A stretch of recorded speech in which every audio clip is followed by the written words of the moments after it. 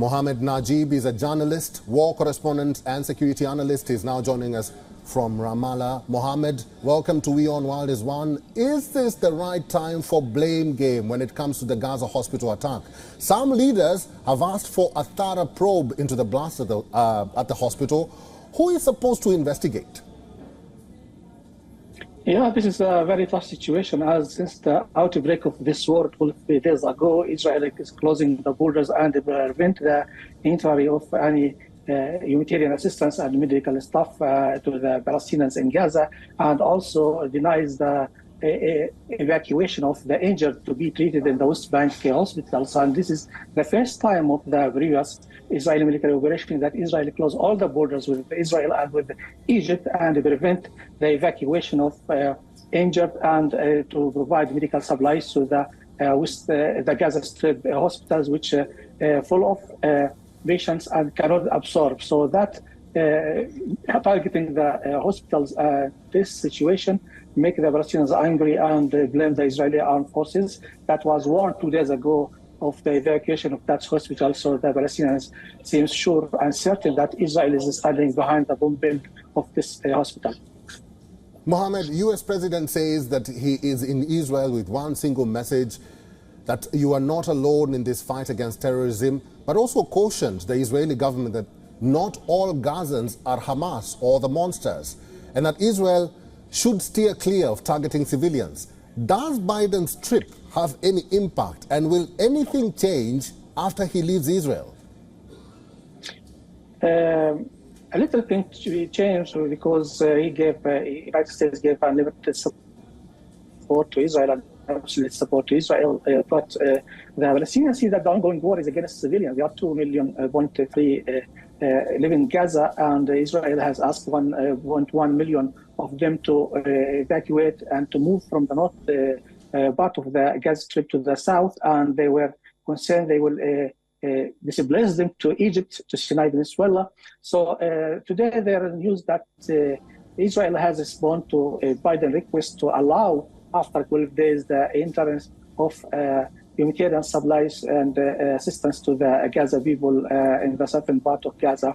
And right now it's unclear whether Israel will respond to that or it will not respond. But this is a very catastrophic situation. It's a humanitarian catastrophe in Gaza. There is no water, no food, no medicines, and this complicates humanitarian sufferance. And this has never happened in the previous Israeli military operation against Gaza. So the Palestinians think that Israel is revenging from the civilians, not targeting Hamas only.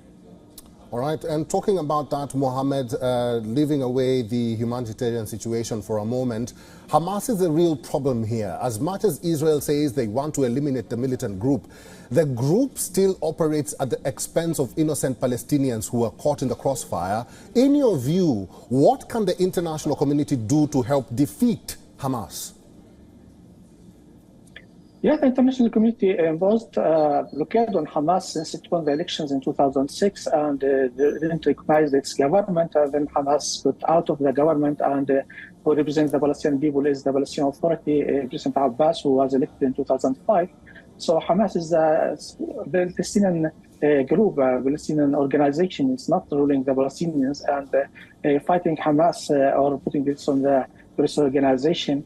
This is another issue, but what's happening there is that international community don't support and don't do anything to help the civilians in Gaza who are suffering since the outbreak of this war. And that's a problem because they support Israel, but also they understood why they don't support or do anything to help the civilians in Gaza who are suffering from this war. I don't think it's only Hamas. Hamas maybe expect suffer or arrange to go in the tunnels under the ground, but the people who have no homes, no water, no money, no food, the injured cannot find any medication. So that's a problem. So the Israelis have to respect the international law of war and to allow the relief of civilians in the Gaza Strip. And this is which angered the Palestinians in the West Bank and everywhere, and the Arabs in the nearby countries like Jordan and Egypt that witnessed a protesting demonstration